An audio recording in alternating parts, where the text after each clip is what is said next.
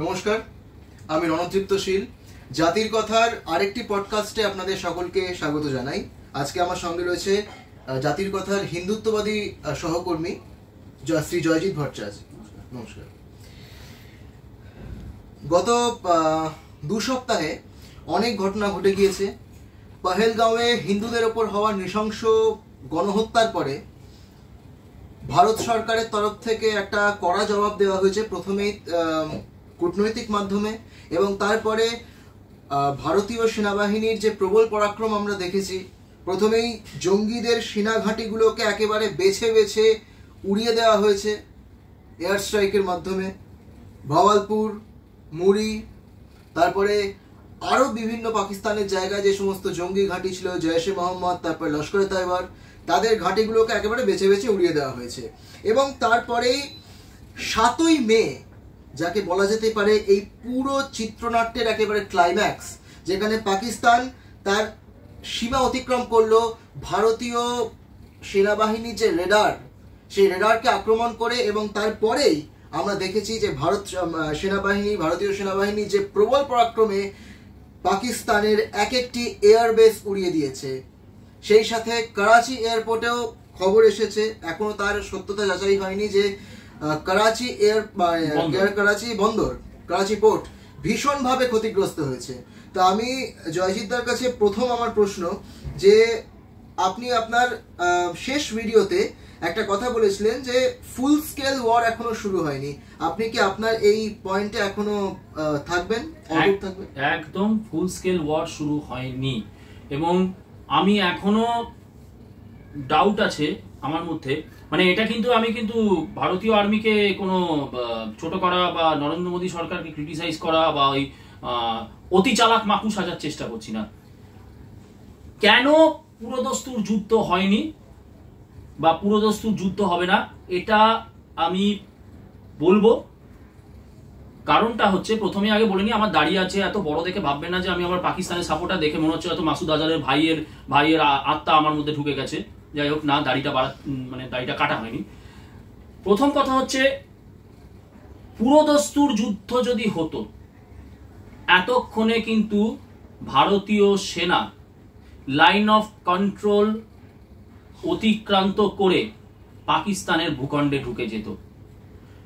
যতক্ষণ না line of control ভারতীয় সেনা বা ভারতীয় ট্যাঙ্ক বা ভারতীয় যে মিলিটারি, যে এটা, তারা যতক্ষণ না পাকিস্তানের ভূখণ্ডে পদার্পণ করছে, প্রবেশ করছে, আমি পুরোদস্তুর যুদ্ধ বলবো না। এটাকে আমি বলবো, যেটা রোনাল্ড রেগান 90-এর দশকে ওনার যে স্বপ্ন ছিল স্টার ওয়ার্স, আকাশে আকাশে স্যাটেলাইটের মাধ্যমে যুদ্ধ হবে, সেটারই বাস্তব চিত্র আজকে ভারতে বলে না, আজকে আমরা ইসরায়েল হামাসের যুদ্ধে দেখেছি, ইউক্রেন রাশিয়ার যুদ্ধে দেখেছি, আজকে ভারতেও যেটা হচ্ছে পুরোটাই কিন্তু হচ্ছে এখনো পর্যন্ত স্টার ওয়ার। পাকিস্তান কিন্তু আমি বলবো পাকিস্তান যুদ্ধ শুরু করে দিয়েছে। কারণ পাকিস্তান কিন্তু বারবার করে ভারতের বায়ু সীমা লঙ্ঘন করেছে, এবং তারা কি করছে, আমি তো বলবো পাকিস্তানি ওদের যে বলা হয় না জঙ্গি, পাকিস্তানে কোনো জঙ্গি বলে কিছু নেই। ওগুলো পাকিস্তানি আর্মি তাদেরই ওই কিছু ওই মাদ্রাসা ছাপকে লুঙ্গির বদলে ওই প্যান্ট শার্ট পরিয়ে পাঠায়। তো ওগুলো জঙ্গি না, ওগুলো পাকিস্তানি ট্রেন্ড কমান্ডোজ, যেগুলো ঢোকে, জঙ্গি না, ওগুলো ট্রেন্ড কমান্ডোজ। পাকিস্তান অস্বীকার করে। ওই লস্কর-এ তৈবা, জৈশ-এ মোহাম্মদ, এগুলো কিছুই না। এগুলো হচ্ছে যেমন আমাদের বামপন্থীদের দেখি না, আইসা, গাইসা, ছাইসা, মাইসা, কত কিছু আছে ওদের, মানে সব ওদের স্লিপার সেলের মতন। তো পাকিস্তানের ওই যে জৈশ মোহাম্মদ কি, ওটা একটা ক্যামাফ্লাজ।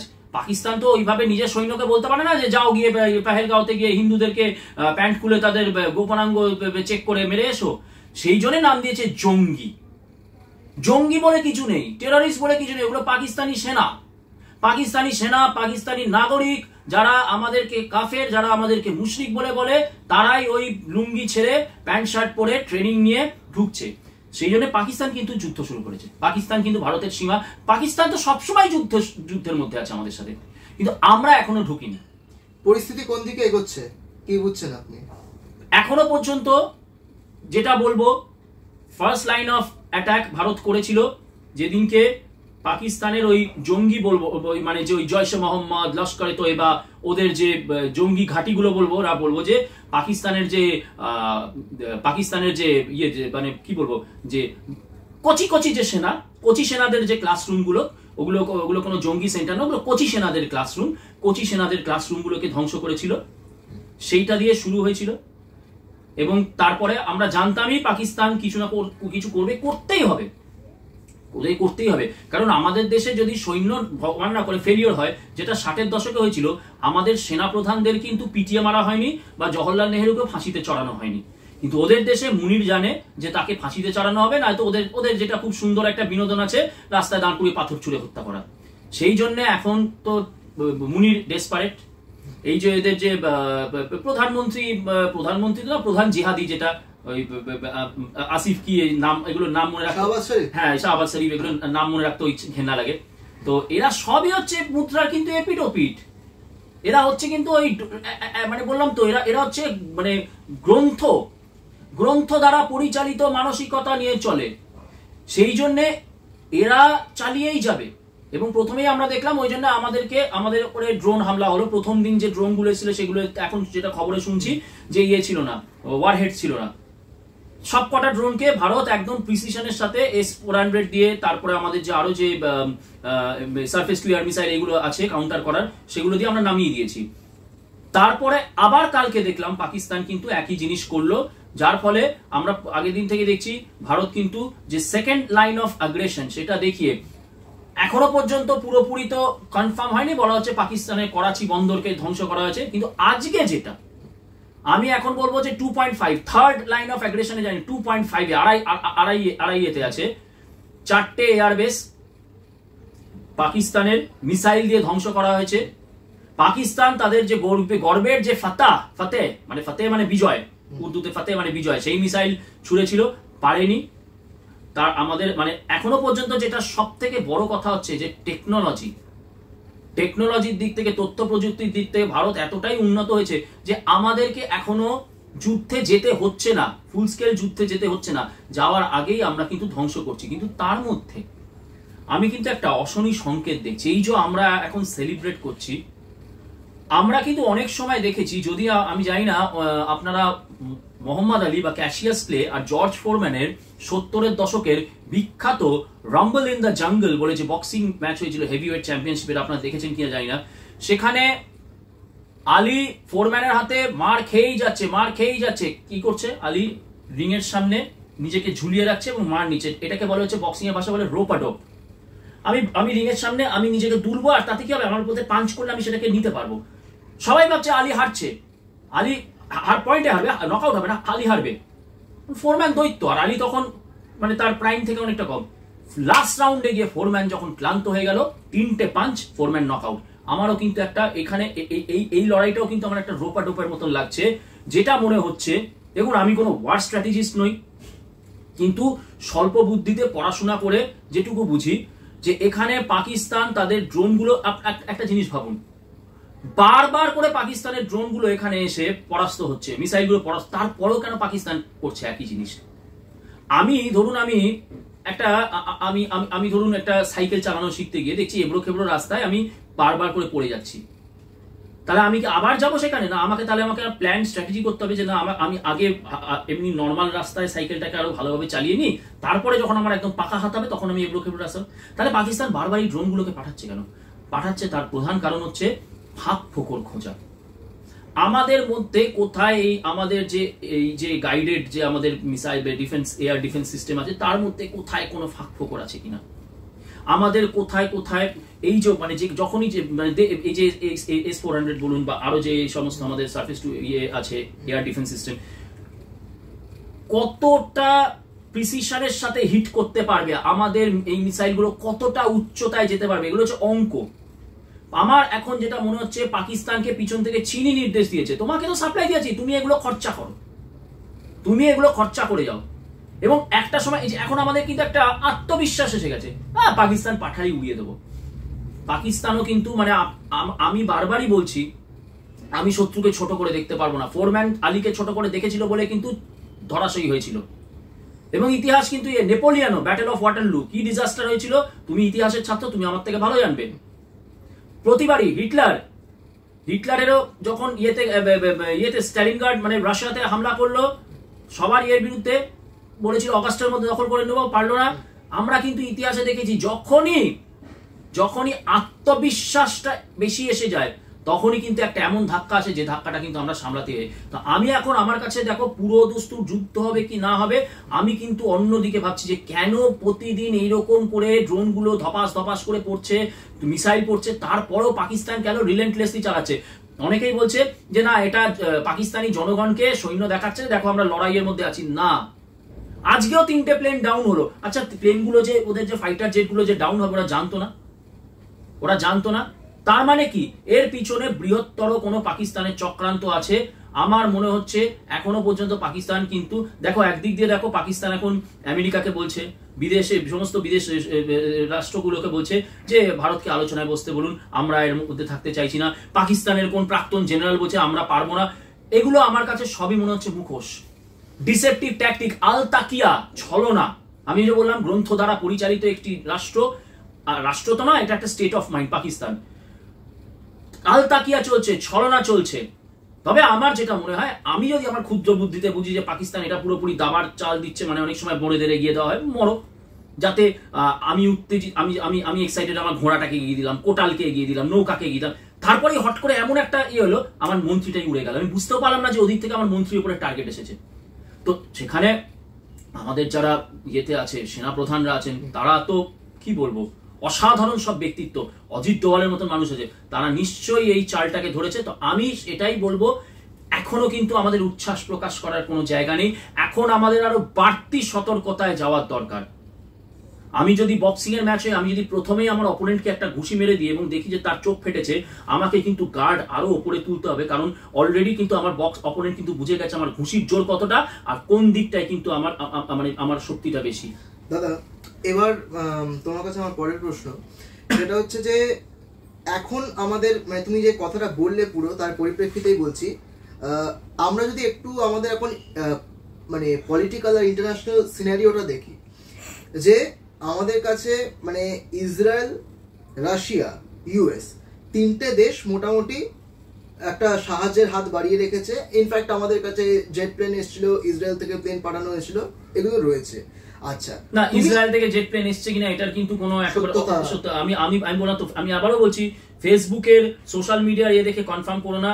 একমাত্র এমইএ দ্বারা যে ভিডিও মানে অফিসিয়াল যে প্রেস কনফারেন্স হচ্ছে, তার বাইরে কোনো কিছুকেই আমি কিন্তু মানে বলে না to take with a pinch of salt. আচ্ছা, তো ঠিক আছে, ধরে নিচ্ছি দরকার খাতিরে ইসরায়েলি জেট এসছে। এবার কথা হচ্ছে, এই 3টে শক্তিধর দেশের সমর্থন রয়েছে। তুমি এক্ষুনি বললে যে পাকিস্তান কিন্তু যুদ্ধ শুরু করে দিয়েছে, আমরা স্টার ওয়ার করছি, কিন্তু পাকিস্তান পুরোপুরি যুদ্ধ করছে। পাকিস্তান 47 থেকে যুদ্ধ করছে। তাহলে লাইন অফ কন্ট্রোল ক্রস করে যেটা তুমি বলছো যে এরা ড্রোন গুলো উঠছে, এই উৎসস্থল গুলোকে কি ধ্বংস করা যায় না? প্লেন ঢুকে গিয়ে ধ্বংস করে দিক। সেনা ছাউনিটাই যখন মূল, সিভিলিয়ানকে অনেকে বলছে মেরো না, যদিও সিভিলিয়ানরাও সেরকমই শয়তান, কিন্তু আমি সিভিলিয়ানদের বাদ দিলাম, এই সেনা ঘাঁটিগুলোকেও যদি ওড়ানো যায়। দেখো এখানে ওই যে বললাম দাবার চাল, তুমি কিন্তু অলরেডি তুমি দুটো বোড়ে খেয়ে নিয়েছো, বোড়ে খেয়ে নিয়ে এবারে তুমি তোমার কি দিয়ে খেয়েছো? বোড়ে দিয়েই খেয়েছো। এইবারে আরো দুটো বোড়ে তুমি দেখছো তোমার বোড়ে দিয়ে খেতে পারছো না, এবারে তুমি তোমার নৌকাটাকে বার করছো বা ঘোড়া বার করছো উত্তেজিত হয়ে, তুমি কিন্তু দেখছো না ওদিক থেকে হয়তো ওর গজটাকে বা ওর ইয়েটাকে ঘোড়াটাকে এমন স্ট্র্যাটেজিতে রেখেছে, ও তোমার ঘোড়াটাকে খাবে না, ও তোমার মন্ত্রীটাকে খেয়ে নেবে।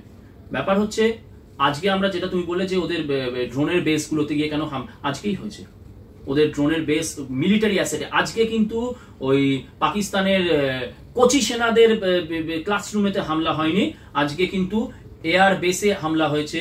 পাকিস্তানের যে বলছে মানে একেবারে যদি আমি মানে পুরো এটাকে 100% সত্য হিসেবেই ধরি, যেহেতু আমাদের মিনিস্ট্রি অফ অ্যাফেয়ার্স এর ইয়েরা মানে অত্যন্ত এফিশিয়েন্ট যারা মানে বসেছিলেন তারা বলেছেন, সেই জন্য এয়ারবেস গুলো ধ্বংস হয়েছে, প্লেন উঠতে পারবে না।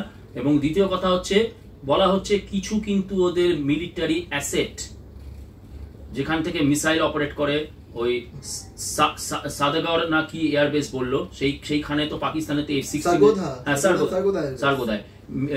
F-16 এয়ারবেস ওটা গেছে। ওখানে নাকি J-17 যাদের ড্রাগন ফরমেশন, মানে ওখানে বিরাটভাবে ক্ষয়ক্ষতি হয়েছে। তো মিলিটারি অ্যাসেটে কিন্তু হয়েছে, মিলিটারি অ্যাসেটে আজকে এখনো পর্যন্ত আমরা যা খবর পেয়েছি, আজকে কিন্তু পাকিস্তানের মিলিটারি অ্যাসেটে টার্গেট করেছে।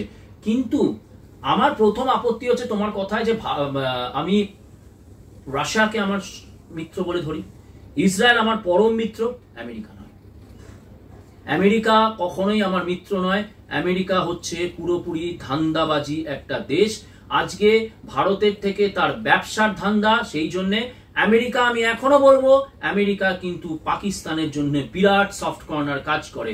কারণ হচ্ছে এর পেছনে প্রধান কারণ, আমেরিকার ভারতের বিরূপ হওয়ার প্রধান কারণ হচ্ছে আমাদের দেশের যে প্রধানমন্ত্রী, নিজে বোধহয় ভারতরত্ন দিয়ে দিয়েছিলেন, নেহেরু, পণ্ডিত বলবো না, নেহেরু, যে চরম হিন্দু বিদ্বেষী এবং পাকিস্তান জন্মের পিছনে যার বিরাট অবদান। জিন্না কেন করো তোমরা? নেহেরু তো শোনো, একটু ইতিহাসের দিকে যাচ্ছি, ইংরেজরা আর চাইছিল না ভারতে থাকতে। ওরা হয়তো 47-এর জায়গায় ওরা হয়তো 1950 বা 55-তে চলে, নেহেরু তো আর পারছে না থাকতে। এই যদি কালকে পট করে মরে যায়, আমায় ক্ষমতা দাও, আমায় প্রধানমন্ত্রী হতে হবে, তার জন্য কি ভাঙ এই দেশটাকে, দিয়ে দে, জিন্নাকে দিয়ে দে। তো এই নেহেরুর জন্য, তোমরা জানো না কি জানি না, আমেরিকা কিন্তু ভারতের দিকে আসতে চেয়েছিল। এবং এখানে আমাদের এখানে কিছু, ওরা যেটা ইতিহাসে আছে, এগুলো কিন্তু গুগল সার্চ করে পাবে, হিমালয়ান রেঞ্জের ওই বেসের ওখানে তারা নিউক্লিয়ার প্রোগ্রাম তারা করতে চেয়েছিল, নেহেরু আউট অ্যান্ড আউট না করে দিল এবং নেহেরু চলে গেল কমিউনিস্ট ব্লকে। সেই থেকে কিন্তু আমেরিকা কি দেখলো যে না, ভারতকে তো আমি কখনোই শান্তিতে থাকতে দেবো না। কারণ মাউন্ট ব্যাটেন বলেছিল যে আমি একটা এমন ভারত তৈরি করে দিয়ে যাবো, যেটা হচ্ছে একটা বাচ্চাকে পাহাড় থেকে যদি সাইকেল নিয়ে ছেড়ে দিই, সে নিচে আসার পরে তার যা অবস্থা হবে, এইরকম ভারত তৈরি করে দিয়ে যাবো। তাই তৈরি করে দিয়ে গেছে। এইবারে হলো কি, সেই সময় থেকে আমেরিকা হচ্ছে পাকিস্তানের প্রতি তার দুর্বলতা, পাকিস্তানকে সে তৈরি করতে শুরু করলো, কারণ ভারতকে টাইট দিতে হবে। এই কারণে 65 যুদ্ধের সময় যখন পাকিস্তানকে আমরা শায়েস্তা করছি, তখন কিন্তু একটা জিনিস ভাবতে হবে, পাকিস্তান কিন্তু সামরিক দিক থেকে আমাদের থেকে উন্নত, মানতে হবে এটা। আমাদের স্রেফ আমরা আমাদের মানসিক জোরে এবং চরম সেনার বলিদানের ফলে আমরা 65-তে টাইট দিয়েছি। 71-এ ইন্দিরা গান্ধী, অনেকেই বলে যে ইন্দিরা গান্ধী কেন করাচিটা নিয়ে নিল, কেন লাহোরটা নিয়ে, পারেনি, ওই আমেরিকা চাপ দিয়ে দিয়েছিল। এবং রাশিয়া যতই আমাদের মিত্র, রাশিয়া সেই মুহূর্তে কিন্তু আমেরিকার বিরুদ্ধে গিয়ে ফুল স্কেল একটা যুদ্ধে যাবে, সেই জায়গায় রাশিয়া ছিল না। রাশিয়া যেতেও চায়নি, ভারতের মিত্র অবশ্যই। ভারতের বিরুদ্ধে যখনই কোনো প্রস্তাব ইউনাইটেড নেশনসে যায়, রাশিয়া ভেটো দিয়ে সেটাকে করে দেয়। কিন্তু আমেরিকার কথা না শুনে তখন আমেরিকা ইনভলভ হয়ে যেত, আবার রাশিয়াকেও তখন ইনভলভ হতো। রাশিয়া এই জায়গাটা ছিল না। কার্গিলের যুদ্ধের সময় আমরা দেখেছি বিল ক্লিন্টন গিয়ে লাফাতে গিয়ে আমাদের বাজপেয়ীকে বলে দিল যে তুমি লাইন অফ কন্ট্রোল করবে না। এটা আমরা LOC বলে ফিল্মটাতেও দেখেছি, কোনো অবস্থাতেই লাইন অফ কন্ট্রোল ক্রস করা যাবে, কারণ কি, তাহলে পাকিস্তান পরমাণু বোমা হবে। আজকেও তাই। একটা অত্যন্ত গুরুত্বপূর্ণ কথা বলি, 1993 সালে Pakistani military force United Nation সোমালিয়াতে অ্যাপয়েন্টেড। সেই সময়, এটা নিয়ে একটি ফিল্মও আছে, এটা কিন্তু আমি ফিল্মের থেকে বলছি না, হলিউডের কোনো ফিল্ম, এটা বাস্তব, আপনার গুগলে চেক করলেই পাবেন। আমেরিকার একটি প্লেন মোগাদিসুতে অ্যাকশনে গেছে, সেটাকে গান ডাউন করা হয়, সেটা নিয়ে ফিল্ম আছে, ব্ল্যাক হক ডাউন। সেই সময় আমেরিকান সোলজাররা ওখানে মোগাদিসুর ওই দুর্ধর্ষ সোমালিয়ান সোলজারদের দ্বারা খুনখার, মানুষ মেরে খায় যারা, এরকম টাইপের, তারা ঘিরে দিয়েছে। খুব করুণ পরিস্থিতি। সেই সময় পাকিস্তানি সোলজারদেরকে করা হয়েছিল, ইনস্ট্রাকশন দেওয়া হয়েছিল ওই আমেরিকান সোলজারদেরকে ওখান থেকে রেস্কিউ করা। এটা কিন্তু ইতিহাস, এটা ইতিহাস। কিন্তু আপনারা ফিল্মেও পাবেন, আপনারা গুগল চেক করলেও পাবেন, আপনারা সব জায়গায় চেক করলে পাবেন। যদিও আমেরিকা সেইভাবে কিন্তু পাকিস্তানি সোলজারদের ইনভলভমেন্ট ফিল্মটা দেখায়নি, কিন্তু বাস্তবে এটা। সেই জন্য পাকিস্তানের প্রতি তো আমেরিকার একটা সেন্টিমেন্ট কাজ করবেই। আজকে ডোনাল্ড ট্রাম্প, এই যে ট্রাম্পকে নিয়ে এত লাফালাফি হয়, আমি বুঝে পাইনি। যে আমি আগের ভিডিওতে বলেছি, আমাদের যে বাবা বানানোর অভ্যাস, ডোনাল্ড ট্রাম্প বাবা হয়ে যাচ্ছে, ফ্রান্সের ম্যাক্রো বাবা হয়ে যাচ্ছে। এই আজকে ফ্রান্স এখন আমাদেরকে শান্তির বার্তা দিচ্ছে। আমাদের 26 জন হিন্দু পর্যটক মরে গেছে, আর ফ্রান্স এখন বলছে শান্তির বার্তা, পাকিস্তানের সাথে আলোচনায় বসো। তো ইয়ের সাথে, ফ্রান্সের ম্যাক্রোর সাথে তো আমি ওই যে কালকে আইসার যে ওই ইয়েগুলো ব্যাঙাচিগুলো কালকে যে কলেজ স্ট্রিটের সামনে করলো, যুদ্ধ নয় শান্তি চাই, আমি তো কোনো তফাৎ পাচ্ছি না। তো আমেরিকার সেন্টিমেন্ট তো আছে পাকিস্তানের জন্য, আর আমেরিকা চাইবে না কখনোই যে পাকিস্তান পুরোপুরি ধ্বংস হয়ে যাক। এবং আমি বলেছিলাম, কারণ কি, পাকিস্তান যদি পুরোপুরি ধ্বংস হয়ে যায়, পাকিস্তান যদি পুরোপুরি নিশ্চিহ্ন হয়, প্রথম কথা হচ্ছে ভারত এই বিপুল পরিমাণে অস্ত্র কিনবে না। টাকা, ব্যবসা আমেরিকা, ওই যে আমি বলছি পুতিন কিন্তু ব্যবসা করার জন্য শুধু ভারতের সাথে, পুতিন হচ্ছে, রাশিয়া হচ্ছে ভারতের মিত্র, ইসরায়েল ভারতের মিত্র, কিন্তু আমেরিকার এই যে সক্ষতা সেটা হচ্ছে সম্পূর্ণ টাকার জন্য। আজকে ভারত যদি একটা অর্থশালী বিত্তশালী দেশ না হতো, আমেরিকা পাকিস্তানকে বলতো গুঁড়িয়ে দে, গুঁড়িয়ে দে। এই ট্রাম্পই বলতে, ডোনাল্ড ট্রাম্পই বলতে, he is a bloody businessman, he means business. তো ওই জন্য আজকে কখনোই, আজকে কেন পাকিস্তানকে ইয়ে করছে না, কন্ডেম করছে জঙ্গিবাদের বিরুদ্ধে, জঙ্গিবাদের বিরুদ্ধে এত আমরা এভিডেন্স দিচ্ছি, কেন আমেরিকা, কেন পাকিস্তানকে জঙ্গি রাষ্ট্র বলে ঘোষণা করছে না, কেন করছে না? ওই জন্য আমেরিকাকে আমি মিত্র কখনোই বলবো না। আমেরিকা হচ্ছে ধান্দার বন্ধু, আমেরিকা হচ্ছে একটা চরম নার্সিসিস্ট এবং একটা ধান্দাবাজি করা ম্যানিপুলেটিভ একটা দেশ, যার জন্য কিন্তু আজকে আমাদেরকে বারংবার ভুগতে হচ্ছে। এবং আমি বারবারই বলি ওই কে জেডি ভ্যান্স এসছে আমাদের এখানে, কে ডোনাল্ড ট্রাম্প ওখান থেকে দেখছি এআই করা ভিডিও, আমি মোদি আমার বন্ধু, আমি কিছু, এই ননসেন্সিক্যাল ব্যাপারগুলো ছাড়ো। আচ্ছা তোমরা বলো তো, যেদিনকে বাংলাদেশ বলা হচ্ছিল কি বাংলাদেশে হিন্দুদের উপর অত্যাচার ট্রাম্প পেলেই হবে, কটা হিন্দু বাংলাদেশে ট্রাম্প আসার পরে সুরক্ষিত আছে? কটা তুমি বলো, ট্রাম্প আসার পরে হিসাব দাও, হিন্দুদের ধর্ষণ হয়নি, হিন্দুদের খুন হয়নি, হিন্দুদের জমি লুট হয়নি? পুরো দমে হয়েছে। তাহলে কি, তাহলে ট্রাম্প কি করেছে? ওই যে তুলসী গাবাট করো, কি করেছে তুলসী গাবাট? জুমলা। Trump is a businessman, he means business. ওর কাছে হিন্দু মুসলমান, একটা দিওয়ালির দিনকেও ইয়ে করে দিল। আজকে ভারত যদি কোনোদিন ইসলাম প্রধান রাষ্ট্র হয়ে যায়, ট্রাম্প নিজের দূতাবাসে ট্রাম্প তখন ঈদ পালন করবে, মুখ থেকে বলেও দেবে লা ইলাহা ইল্লাল্লাহ মুহাম্মাদুর রাসূলুল্লাহ। He is a businessman. কিন্তু ইসরায়েলের ব্যাপারে ট্রাম্প সেটা করবে না, কারণ ইসরায়েলের সাথে ট্রাম্পের স্বার্থ কি? আজকে ইসরায়েলের মাধ্যমে ইরান হচ্ছে আমেরিকার common enemy, Pakistan common enemy নয়। চায়না আমেরিকার কমন এনিমি। ওই জন্য তাইওয়ানের ওপরে কিছু হলে আমেরিকা ইনভলভ হবে, পুরো জান প্রাণ দিয়ে ইনভলভ হবে। ইসরায়েলের ওপরে হলে জান প্রাণ দিয়ে, ওই জন্য ইসরায়েলকে বলছে লাইন অফ কন্ট্রোল ক্রস করো, আমি আছি তোমার পিছনে। আজকে তাইওয়ান যদি সেরকম শক্তিশালী দেশ হতো, তাইওয়ানকে বলতো লাইন অফ কন্ট্রোল ক্রস করে চায়নাকে গুড়িয়ে দাও। জাপানের প্রতি আমেরিকার দায়বদ্ধতা আছে, ভারতের প্রতি দায়বদ্ধতা নেই। দাদা এখানে একটা কথা তোমাকে বলছি, তুমি বললে যে আমেরিকার একটা সফট কর্নার সবসময় রয়েছে পাকিস্তানের, আজকেও আছে, এই মুহূর্তেও আছে। কিন্তু তাহলে একটা আমার প্রশ্ন তোমার কাছে, যে লাদেন আমেরিকাকে ধ্বংস করে দিয়েছিল, টুইন টাওয়ার ব্লাস্ট করেছিল, সেই লাদেন লুকিয়েছিল কিন্তু পাকিস্তানের অ্যাবোটাবাদে, পাক সরকার তাকে লুকিয়ে রেখেছিল। তারপরেও খুব গুরুত্বপূর্ণ তুমি নিয়ে তুললে, আমার মাথায় আমি স্কিপ করে গেছি। আজকে তুমি ভাবো তো, যে লাদেন আজকে আমেরিকাতে কেবল অ্যাবোটাবাদ না, তারপরেও কিন্তু এই লাদেন কিন্তু ওই অ্যাবোটাবাদে বসে কিন্তু আমেরিকার বিরুদ্ধে নাশকতামূলক কাজ করে গেছে। সেই জন্য যেটা নিয়ে ফিল্ম আছে জিরো ডার্ক 30, পাখির চোখ ছিল লাদেন। সেই লাদেনকে যখন ধরলো আমেরিকার সব থেকে বড় শত্রু, পাকিস্তানকে কোনো পানিশমেন্ট দেওয়া হয়েছিল? হয়নি। তাহলে এটাই তো 2 2 4, এটাই তো 2 2 4। সেখানে লাদেন ওখানে ছিল, হ্যাঁ হয়তো পাকিস্তানকে একটু ধমকানি চমকানি দেওয়া আছে, কিন্তু আজকে যদি এই লাদেন যদি আজকে ভারতে কোথাও ধরা পড়তো, ভারত শেষ হয়ে যেত, গুড়িয়ে দিত ভারতকে। আজকে ধরো কোনো, আমি বলছি ভারতের কোনো হিন্দুত্ববাদী সংগঠন, যদিও আমরা এইসব নোংরামো করি না, তর্কের খাতিরে ধরছি, ভারতের কোনো হিন্দুত্ববাদী সংগঠন ওয়ার্ল্ড ট্রেড সেন্টারকে ধ্বংস করেছে এবং সেই ইয়েকে পাওয়া গেল ভারতের কোনো শহরে, আমেরিকা ধরলো, ভারত থাকতো, মানচিত্রের মধ্যে থাকতো? শেষ হয়ে যেত। তাহলে আমেরিকার আজকে এই মুহূর্তে, এখন বাজে হচ্ছে বেলা 12:30, আজকে 10ই মে, এই মুহূর্তেও আমেরিকার সফট কর্নার আছে। তাহলে কবে জঙ্গি রাষ্ট্র বলে ডিক্লেয়ার হয়েছে? কে জেডি ভ্যান্স, কে ডোনাল্ড ট্রাম্প, কে তুলসী গাবার্ড? এদেরকে আমাদের গলার তুলসী মালা বানানো আমরা বন্ধ করি। আমরা নিজেদের যুদ্ধ নিজেদের লড়বো। জয়শঙ্কর মিটিং করছে ভ্যান্সের সাথে, কি দরকার সে করছে ডিপ্লোম্যাটিক, এক কথা একটাই, আমার দেশ আমি বুঝে নেব, তুমি অস্ত্র দেবে না। এই আজকে আমেরিকার সাথে সখ্যতার জন্য একসময় আমাদের প্রকৃত মিত্র রাশিয়া, পুতিন আজকে পাকিস্তানের দিকে ঝুঁকে গেছিল। আজকে যদি আমরা S-400টা না পেতাম, যে S-400 নিয়ে এত খিল্লি, এই ব্যাঙাচি আলিমুদ্দিনের ব্যাঙাচিদের, না ভাগ পাচ্ছি না, অস্ত্র দিয়ে কি হবে রে, অস্ত্র দিয়ে কি পেট ভরবে? আরে আজকে যদি এটা না থাকতো, তোর বাড়িতে দুপুরবেলা ওই ভাত দিয়ে তুই মাছ ভাতটা খেতে পারতিস, ব্যাঙাচির দল। আমেরিকা আমার কাছে সব সময় হচ্ছে সন্দেহ জায়গা। আমেরিকা সাপের গালেও চুমু খায়, ব্যাঙের গালেও চুমু খায়, একই কাজ এই মুহূর্তে করে যাচ্ছে। দাদা এবার আরেকটা বিষয় নিয়ে তোমাকে প্রশ্ন করছি।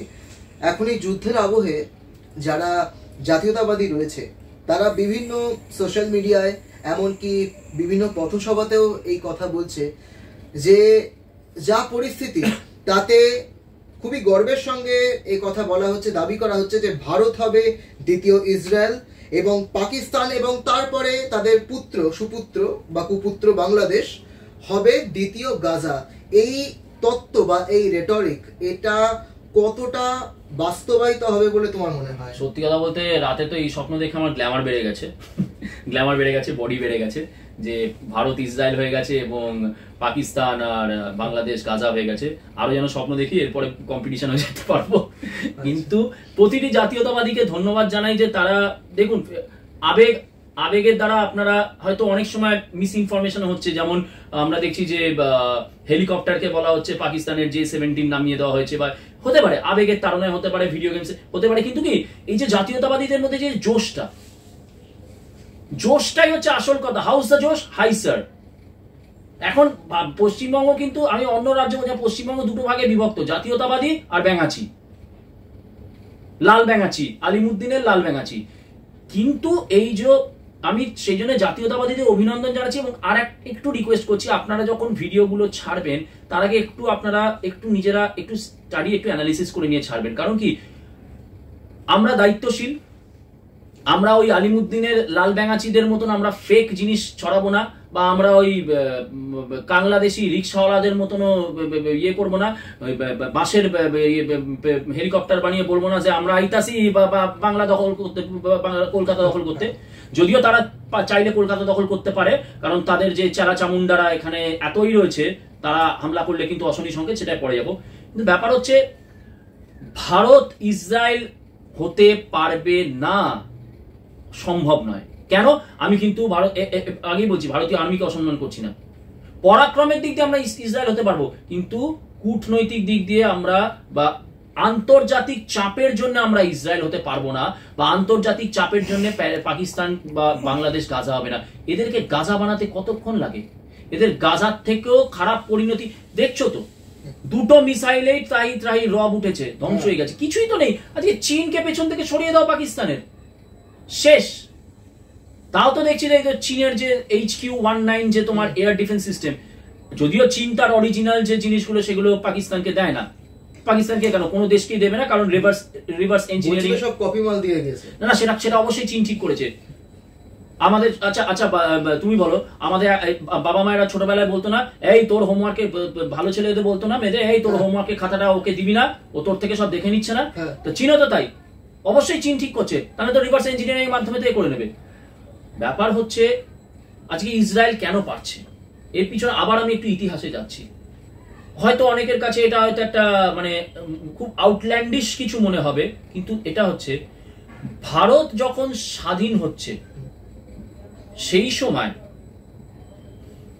একই সময় কিন্তু ইসরায়েলও স্বাধীন হবে এরকম একটা ব্যাপার। ইসরায়েল তাদের যে মূল ভূখণ্ড লড়াই করে ফিরে পাচ্ছে, কিন্তু হঠাৎ করে দেখা গেল আরব রাষ্ট্রগুলো চুপ করে গেল এবং মেনে নিল ইসরায়েলের এই স্বাধীনতা। কেন?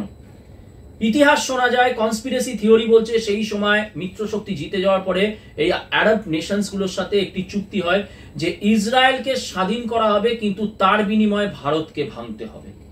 ভারত ভেঙে আরেকটি রাষ্ট্র তৈরি হবে পাকিস্তান। আমরা জেরুজালেম দিয়ে দিচ্ছি, কিন্তু তার বিনিময়ে আমাদেরকেও কিছু দিতে হবে, সেটা হচ্ছে এই ভারতকে ভেঙে পাকিস্তান। এবং ব্রিটেন দেখলো, বা দারুণ প্ল্যান তো, কারণ আমি একটা এত বড় শক্তিধর দেশকে আমি ইয়ে করে দিলাম, পরে তো আমার জন্য সমস্যা হবে। পাপে নিমজ্জিত দেশ হচ্ছে ইংল্যান্ড, ব্রিটিশ। আমি তো বলি তো ভালো হয়েছে ইংল্যান্ডে যে আজকে যে ইংল্যান্ড যা মানে 50% জিহাদিদের দখলে চলে গেছে, বেশ হয়েছে। আমি চাই ইংল্যান্ডেতে চাঁদ তারার পতাকা উঠুক, আমি চাই ইংল্যান্ডের ঘরে ঘরে কলমা পড়া হোক। যে পাপ করেছে আমাদের উপরে, যে পাপ করে গেছে, আমাদের দেশটাকে টুকরো করে গেছে, আমি তো চাই ইংল্যান্ডের প্রতিটা টুকরো, ইংল্যান্ডে করাচি, ইসলামাবাদ, এরকম সব ছোট ছোট দেশ তৈরি হয়ে যাক। সেই জন্য ইসরায়েলের ব্যাপারে একটা আন্তর্জাতিক, এবং সব থেকে বড় কথা, আমি আগের ভিডিওতেও বলেছি, ইসরায়েল হচ্ছে কি ইহুদি, পৃথিবীর অর্থনীতিকে কন্ট্রোল করে ইহুদি। আজকে আমরা বলি যে হিটলার ইহুদিদের সহ্য করতে পারতো না, ঘেন্না করতে বলে মেরে দিয়েছেন। না, এতটাও পাগল না যে তুমি করে একটা সহ্য করতে পারতো না, ঘেন্না একদম মেরে দিল। এটা এটা এটা ওই পাকিস্তান নয় যে আমাকে তুই কাফের, তুই মুশরিক, মেরে ফেলো। অতটাও ফান্ডামেন্টাল রিলিজিয়াস ফান্ডামেন্টালিস্ট ইয়ে ছিল না তোমার আমাদের হিটলার। কি হয়েছিল? ইহুদিদের কাছে হিটলার গিয়ে বলেছিল যে আমাদের এই যুদ্ধে অর্থনৈতিকভাবে তোমরা সাহায্য করো। ইহুদিরা করেনি, উল্টে কি করছে, জার্মানির যে মিলিটারি সিক্রেটস সেগুলো মিত্র শক্তিদের হাতে পৌঁছেছে। যার সব থেকে বড় নারায়ণ স্যান্ডেলের বিখ্যাত বই আছে বিশ্বাসঘাতক। সেই বিশ্বাসঘাতক, আমি আশা করি আমি লেখকের নামটা ঠিক বললাম, নারায়ণ স্যান্ডেল। হ্যাঁ, তো সেই বিশ্বাসঘাতক, সেখানে কি দেখা যাচ্ছে, হিটলার কিন্তু একটা সময় বলেছিল যে আমার কাছে এমন একটা মারণ বোমা আছে যা দিয়ে আমি পৃথিবীকে তছনছ করতে পারবো। করেনি, মানে কি নিউক্লিয়ার বোম, হয়তো তখনও পাইনি, তখনও চলছে। কি করা হলো, সেই ওপেনহাইমার বলো বা এই ইহুদিরা গিয়ে রাশিয়া আমেরিকায়, এবং তারপরে যেটা হলো ম্যানহাটন প্রজেক্ট। এই হিটলারের এখান থেকে রাগ হয়ে গেল এবং তারপরে যেটা করেছে অন্যায় করেছে, গ্যাস চেম্বার বা যেভাবে ইহুদিদেরকে গণহত্যা, আমি সেটাকে অন্যায় বলছি। সেই জন্য তো ইহুদিদের উপরে প্রথমেই একটা ইন্টারন্যাশনাল সেন্টিমেন্ট। এবারে যেটা বলছিলাম, একটু ডিভিয়েট করে গেলাম, পৃথিবীর অর্থনীতিকে কন্ট্রোল করা হচ্ছে ইহুদিরা। এই যে হলিউডে তুমি যাও, স্টিভেন স্পিলবার্গ থেকে শুরু করে তুমি যত দেখছো, স্টিভ মার্টিন, অ্যালেক বল্ডউইন, 80 দশকের, আমি 80 দশকের সিনেমা দেখি বলে আমি ইয়ে করি, আজকালকার দেখি কি, তাও তুমি দেখবে সেই হলিউডকেও ইয়ে করছে ইহুদিরা। তো সেই জন্য ইহুদিদের সাথে যে ব্যবসায়িক স্বার্থ, আরো যে অনেক স্বার্থ, সেটার সাথে জড়িত আছে কারা, পুরো বিশ্ব। সৌদি তো আজকে একটা মুসলিম রাষ্ট্র, মুসলমানদের সাথে তো আমরা জানি ইহুদিদের তো একদম জন্মের খাড়াখাড়ি, কিন্তু সৌদির যে বড় বড় শেখ, তাদের বডিগার্ড কারা জানো, ইহুদিরা। ইরানের সাথে আজকে এত ইয়ের খাড়াখাড়ি, ইসরায়েলের খাড়াখাড়ি। ইরান ইরাকের যুদ্ধের সময় শুনলে চমকে যাবে, ইরানকে মিসাইল বা রকেট সাপোর্ট করেছিল ইসরায়েল।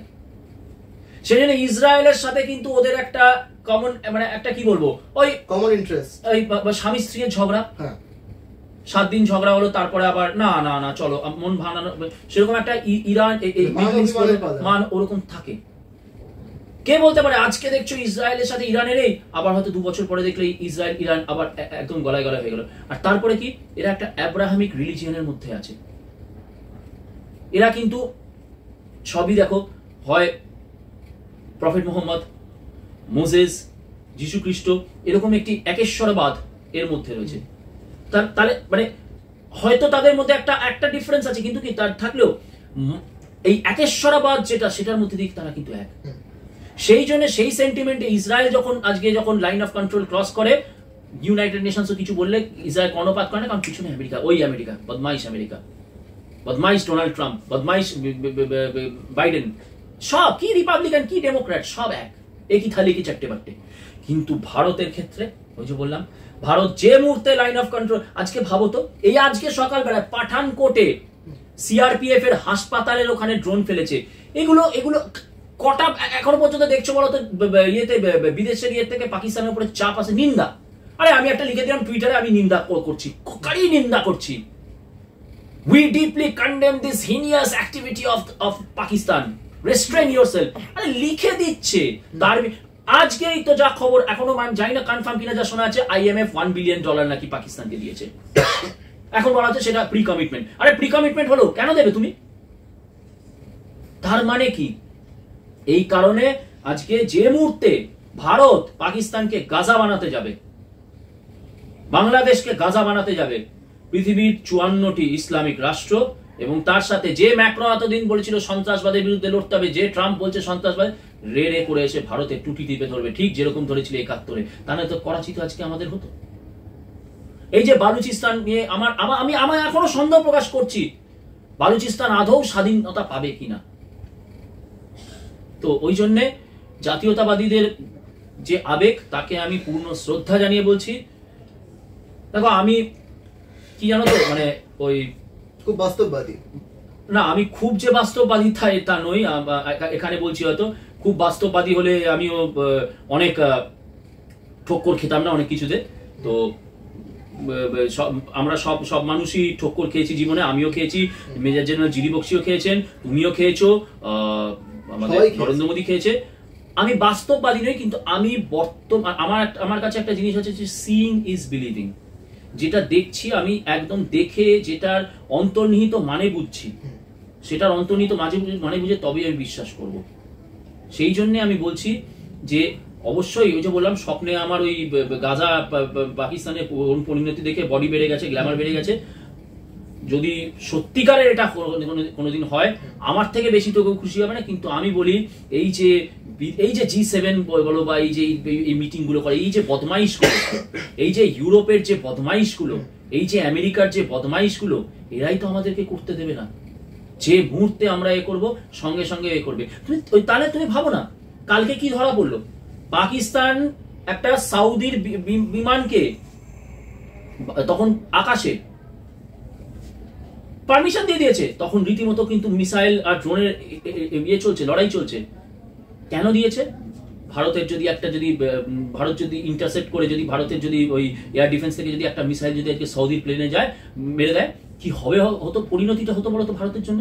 সব মুসলমান দেশ এক হয়ে যায়। এই তার থেকে অনেক বড় কিছু হতে পারতো। কিন্তু আজকে দেখো তো সৌদিকে এটা জানে না, সৌদি তো এটা জানলো, আমেরিকা জানলো, ডোনাল্ড ট্রাম্প জানলো, তারপরে কেন বলা হচ্ছে না যে পাকিস্তানে কোন রকমের সমস্ত পাকিস্তানকে চাপ দিয়ে কোনো ইন্টারন্যাশনাল ফ্লাইট তুমি এখান থেকে ওড়াতে পারবে না, সমস্ত ইন্টারন্যাশনাল ফ্লাইটকে একটা নির্দিষ্ট সময় এখান থেকে খালি করো। করেছে?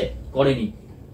কালকেও যখন পাকিস্তান যখন হামলা করছে, খবরই তো বেরোচ্ছে ডোমেস্টিক ফ্লাইটের আড়ালে পাকিস্তান গোলাগুলি চালিয়ে যাচ্ছে। তাহলে কিসের ডোনাল্ড ট্রাম্প, কিসের আন্তর্জাতিক সাপোর্ট?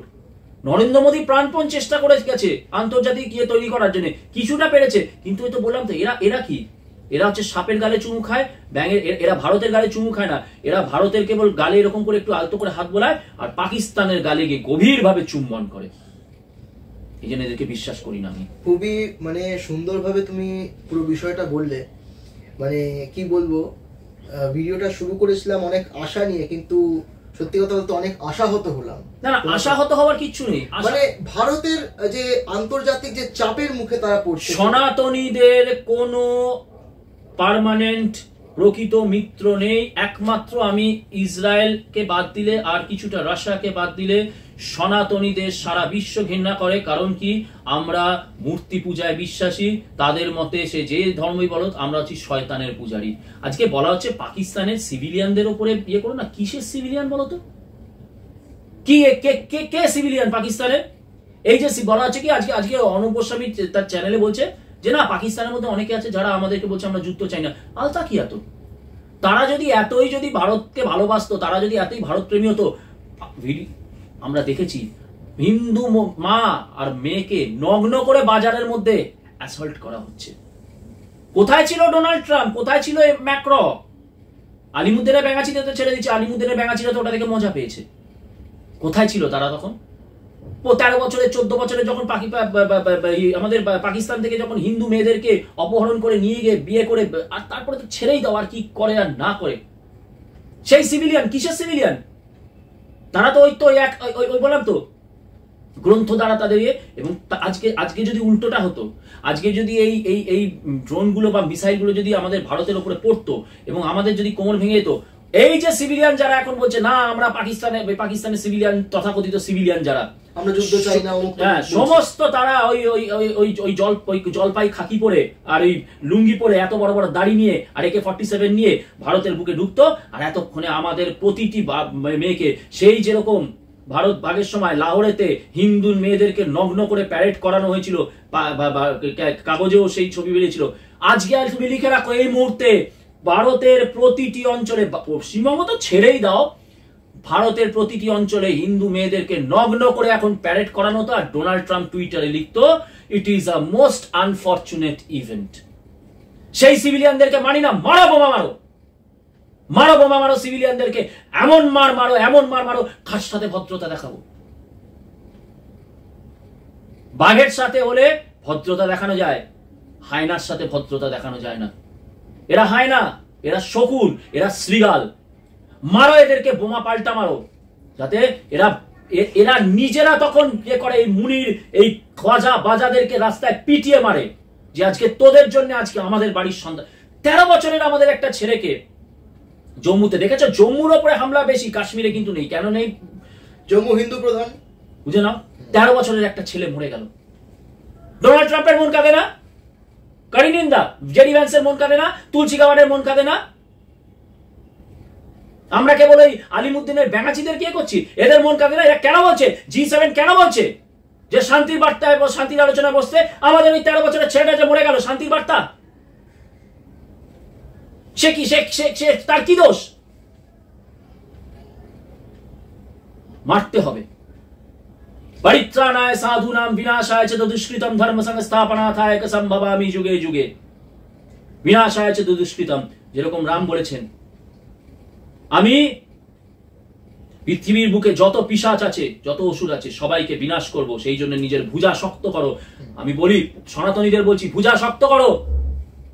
এই যে আজকে যে আলিমুদ্দিনের ব্যাঙাচিরা বেরিয়েছে নিজের ভুজার জোরে, আবারও বলছি তোমাদেরকে, বাবা বানানো বন্ধ করো, বাবা বানানো বন্ধ করো। নিজের পাড়ায় নিজেই তুমি হিন্দুত্ববাদী বাবা হও। এবং এই যে আলিমুদ্দিন থেকে ভেঙেছে আইসা ফাইসা গাইসা, এই দীপশিতা, এই ঐশী, তারা বলছে কি স্টপ ওয়ার। আরে ওই দীপশিতা, ও ঐশী, আইসা, আজকে 13 বছরের একটা ছেলে মরে গেল, তার জন্য তোদের মন কাঁদে না? কাঁদবে না তো? কারণ ওদের মৃত্যুর রক্তেই তো তোদের শ্যাম্পেনেরা হুইস্কির চুমুকটা আছে। এদেরকে বিফিটিং রিপ্লাই দিন। আপনার হাতটা, আপনার বাজুটা হবে ব্রহ্মসের মতন। সেই ব্রহ্মস দিয়ে যেরকম ভাবে আজকে আমাদের ওই মিসাইল গুলো দিয়ে হ্যামার ডাউন করেছে, সেরকম ভাবে আলিমুদ্দিনকে হ্যামার ডাউন করুন।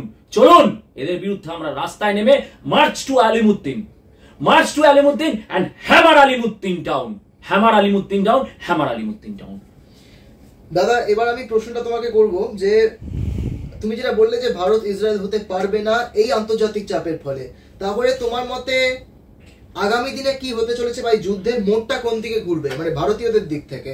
এখন তো লাইন অফ কন্ট্রোল ক্রস না করে এই মিসাইল দিয়ে তোমার ডিস্ট্রয় করা হচ্ছে, একটা ওদের দিক থেকে যে ড্রোন, যে মিসাইল উড়ে আসছে সেগুলোকে ধ্বংস করা হচ্ছে। এবার কি হবে, ফাইনালি কি হবে? দেখো, আমি প্রথমেই বলেছি আমি কোনো ডিফেন্স অ্যানালিস্ট নই, বা যুদ্ধের এইসব ব্যাপারে স্ট্র্যাটেজিক্যাল ব্যাপারে আমার বিরাট কোনো জ্ঞান নেই। যা দেখছি বর্তমান পরিস্থিতি, সেখান থেকেই নিজের ক্ষুদ্র বুদ্ধিতে যতটুকুনি বুঝি তাই বলছি। তার সাথে আবেগও চলে আসে। আবারও বলছি, hammer down Alimuddin, hammer down this commies. আজকেও এই মুহূর্তে তেলেঙ্গানাতে মাওবাদী হামলায় আমাদের কমান্ডোরা বীরগতি প্রাপ্ত হয়েছে। এনিমি অফ দ্য স্টেটদেরকে হ্যামার ডাউন করো। যাই হোক, যুদ্ধের ব্যাপারে আসি। এই মুহূর্তে কোন দিকে যাবে বলা খুব মুশকিল, কারণ আমরা তো বুঝতেই পারছি পাকিস্তান বিভিন্ন রকমের গেম খেলছে। প্রথম হচ্ছে বিদেশের কাছে ইয়ে করছে যে আমরা যুদ্ধ চাই না, ভারতকে ডিএসক্যালেট করতে বলো, আমরা আলোচনায় রাজি বলে এই একটু আগেও ড্রোন মেরেছে। এবং ওদের টার্গেটটা কিন্তু পাঠানকোট, কারণ পাঠানকোটের এয়ার বেসটা ওদের টার্গেট। কোনোভাবে যদি একটা মানে যদি আমাদের ইয়ে হয়, ডিফেন্সিভ ল্যাপস হয়, ও আমাদের এয়ারফিল্ডটাকে ধ্বংস করবে, এটা হচ্ছে এদের ইয়ে। এছাড়া আমি যে বলছি, ড্রোনগুলোকে এখন যেগুলো পাঠানো হচ্ছে, এগুলো কিন্তু মানে ডিসাইসিভ লেভেলের ড্রোন নয়। ম্যাপিং করার জন্য কোন কোন জায়গায় আমাদের কি কি অ্যাসেট থাকতে পারে, কিভাবে আমাদের ফায়ার পাওয়ার কতটা, এগুলো দেখার জন্য হচ্ছে। এরপরে আমার যেটা মনে হয়, এরপরে কিন্তু পাকিস্তানের তরফ থেকে একটা বড় লেভেলের অ্যাসল্ট আসবে। ওই জন্য আমি বারবার বলছি, আমাদের এই মুহূর্তে উচ্ছ্বাস প্রকাশ করার সময় নয়। We should not put hour guards down. যেটা বললাম, আমি একটা ঘুষি মেরেছি, আমার অপোনেন্টের চোখ ফেটেছে, তার মানে কিন্তু আমি যদি ভালো বক্সার হই, আমি কিন্তু আরো বেশি সতর্ক হয়ে যাব, কারণ আমার অপোনেন্ট বুঝে গেল আমার পাঞ্চ পাওয়ার। এবারে যেটা আমি বলি, ভারত এই মুহূর্তে লাইন অফ কন্ট্রোল ক্রস করবে না। কেন করবে না আমি বুঝিয়েছি। পিওকে দখল, আমরা যেটা আমাদের আবেগ, ওই যে বললাম, আবেগে আমরা অবশ্যই চাই পিওকে দখল, বালুচিস্তান হয়ে যাক আলাদা স্বাধীন রাষ্ট্র, খাইবার পাখতুন তারা বেরিয়ে গিয়ে আফগানিস্তানের সাথে তালিবানের সাথে চলে যাক, পুশতুনরা আন্দোলন শুরু করেছে। দেখো, এগুলো সব স্পেকুলেশন লেভেলে আছে। বলা হচ্ছে বালুচিস্তান স্বাধীন, এখনো কিন্তু ঘোষণা হয়নি। এগুলো আরো বলছি, এগুলো সব স্পেকুলেশনের লেভেলে। কিন্তু যুদ্ধে আমরা কিন্তু এখন যুদ্ধের মধ্যেই আছি। হ্যাঁ, সেটা একটা মানে আকাশের যুদ্ধ বা যাই হোক, যুদ্ধের মধ্যেই কিন্তু আছি। সেইখানে আজকে কেউ ভাবেনি যে ফার্স্ট ওয়ার্ল্ড ওয়ার, প্রথম বিশ্বযুদ্ধ হতে পারে। তুমি ভাবো তো, আর্চ বিশপ ফ্রান্স ফার্ডিনান্ড অস্ট্রিয়ার, তাকে অ্যাসাসিনেট করা হয়েছিল বলে ওখান থেকে ফার্স্ট ওয়ার্ল্ড ওয়ার শুরু হয়ে গেল। কেউ ভাবতেও পারেনি। আর একটু একটু করে জিনিসটা তুবড়ির আকার ধারণ নিল। না, ব্যাপার হচ্ছে France Ferdinand arch Duke France Ferdinand মারা গেল, যুদ্ধ শুরু হয়ে গেল, ফার্স্ট ওয়ার্ল্ড ওয়ার। কেউ ভাবতে পারেনি। সেই রকমই এখানেও হয়তো এমন একটা পরিস্থিতি থেকে, যেটা আমরা কল্পনাও করতে পারছি না, যে এটা থেকে যুদ্ধ লেগে যেতে পারে। হয়তো এরকমও লেগে যেতে পারে। কিন্তু আমি বারবারই বলছি, পেছন থেকে চীন পূর্ণ মাত্রায় মদত দিচ্ছে, এবং তখন কিন্তু আমার যেটা মনে হয় চীন একেবারে ফুল ফ্লেজেড ওয়ারে আসবে ওইভাবে নয়, আরো ভালোভাবে লজিস্টিক সাপোর্ট দিয়ে। হ্যাঁ, এবারে অনেকেই বলছে যে না, চীন এলে তখনই আমেরিকা তাইওয়ানকে লেলিয়ে দেবে। স্পেকুলেশন, সবই এগুলো স্পেকুলেশনের মধ্যে। সেই জন্যে ভারত এখন যেটা করবে, ওয়েট অ্যান্ড ওয়াচ। পাকিস্তান চাইছে কিন্তু ভারত যুদ্ধের মধ্যে জড়াক, কারণ তার হারাবার কিছু নেই। ওটার তো একটা রাষ্ট্র না, ওটা স্টেট অফ মাইন্ড। একটা ধ্বংস হলো, আরো 53-54টা আছে। ওরা চাইছে যে ভারত একদম ইয়ে করে হট করে লাইন অফ কন্ট্রোল ক্রস করে ঢুকে যাক, সেখানে ট্র্যাপ থাকতে পারে। আজকে ভাবো তো, হট করে যদি লাইন অফ কন্ট্রোল ক্রস করলো, আর এমন একটা কিছু ওরা তখন করলো যাতে ধরো আমাদের একটা মেজর সৈন্য ক্ষয়ক্ষতি হয়ে গেল, বা আমাদের প্লেন বা বলো আমাদের মিলিটারি অ্যাসেটে, তখন আমাদের কতটা মরাল ডাউন হয়ে যাবে বলতো। সেই জন্যে ওই যে বললাম, কোথা থেকে যে কি থেকে স্ফুলিঙ্গ থেকে যে লেগে যেতে পারে। কিন্তু এই মুহূর্তে ভারত যেটা করেছে, অত্যন্ত একটা ম্যাচিওর একটা স্টেপ নিয়ে পাল্টা মারছে। আজকে মিলিটারি অ্যাসেট গুলো মেরেছে। আমার মতে পাকিস্তানের আসল মাথা হচ্ছে আইএসআই। আইএসআই এর হেডকোয়ার্টারে মারো, আইএসআই এর হেডকোয়ার্টারকে চিহ্নিত করো, মারো। পারলে ওই যে দাউদ যেখানে রয়েছে, দাউদ ইব্রাহিম যেখানে রয়েছে, আমাদের কাছে তো সমস্ত ইনপুট আছে, মিসাইল হামলা করো, হোক কোলাটারাল ড্যামেজ। আরে সে তো আমরা যখন পোখরানে টেস্ট করেছিলাম, আমাদের উপরে অর্থনৈতিক ইয়ে করেনি। আরে ভাই, আমাদের দেশ যদি ব্যবসা বন্ধ করে দেয় না, আজকে গ্রিসের মতন দেশকে, দেউলিয়া দেশ, আমাদের পয়সায় চলতে হয়। এই যে ইউরোপের যারা এই যে আছে না, ফ্রান্স, ম্যাক্রো, হ্যাঁ, পার্লেবু ফসে সাবা এথোয়া, খুব বলে, আহা কি ফ্রেঞ্চ বলছে, ল্যাটিনে লিবারেতা তুতামে, দারুণ, কি দারুণ। এই সমস্ত এইসব এই ম্যাক্রো, এইসব ইটালি, তারপরে তোমার এই সোকল সফিস্টিকেটেড ইউরোপ, আরে অর্ধেক তো আমাদের দয়া চলে। কদিন আমাদের সাথে ব্যবসা বন্ধ রাখবে? কদিন আমাদের সাথে মুখ দেখা দেখি বন্ধ রাখবে? পারবে না। কিছুদিন কারি নিন্দা করবে, তারপরে কিন্তু এ করে দেবে। সেই জন্য মার আইএসআই এর হেডকোয়ার্টারে বোমা মার, ব্রহ্মোস মার, দাউদ যেখানে আছে স্পট করে মার। ক্যাজুয়ালিটি। আমি বলেছি, আমি পাকিস্তানের এদেরকে সিভিলিয়ান বলে মানি না। প্রতিটি হচ্ছে একটা করে হচ্ছে কোচি মিলিটারি, প্রতিটি একটা করে কোচি জিহাদি, প্রতিটি হচ্ছে ধর্মীয় উন্মাদ, যাদের একটাই কাজ হচ্ছে সকাল বিকেল হিন্দু ধর, 5-10টা হিন্দু ধর, সকাল বিকেল নাস্তা কর। আমি কাফের, আমি মুশরিক, আমার মেয়ে, আমার বউ হচ্ছে প্রতিটি পাকিস্তানির কাছে গনিমতের মাল। সেই জন্য মারো। ভদ্রতা দেখানোর কোনো দরকার নেই, অনেক ভদ্রতা দেখানো হয়েছে। একবার অন্তত আমরা দেখাই। সানি देओल बोले जानवरों को मारने के लिए अब जानवर बनना पड़ता है। एक बार के लिए नरेंद्र मोदी थोड़ा जानवर होके दिखाइए, और इतना मार मारिए इन लोगों को ताकि समझ में आ जाए कि भारत भी, अगर भारत को ऐसे उकसाया जाए तो भारत भी जानवर हो सकता है, बहुत बड़ा जानवर, शेर की तरह, तुम्हारे जैसे गिदड़ की तरह नहीं। এই সাথে আমরা আজকের আমাদের এই পডকাস্ট শেষ করছি। আশা করছি যে আমাদের ভারতীয় সৈন্যরা আরো অনেক পাকিস্তানকে মাত দেবে, এবং পাকিস্তান যে ঘৃণ্য কাজ করেছে, যে ঘৃণ্য এবং নৃশংস হত্যাকাণ্ড চালিয়েছে ভারতের বুকে, তার একটা কড়া জবাব আমরা দিতে পারবো। জয় বঙ্গ, জয় শশাঙ্ক। জয় বঙ্গ, জয় শশাঙ্ক।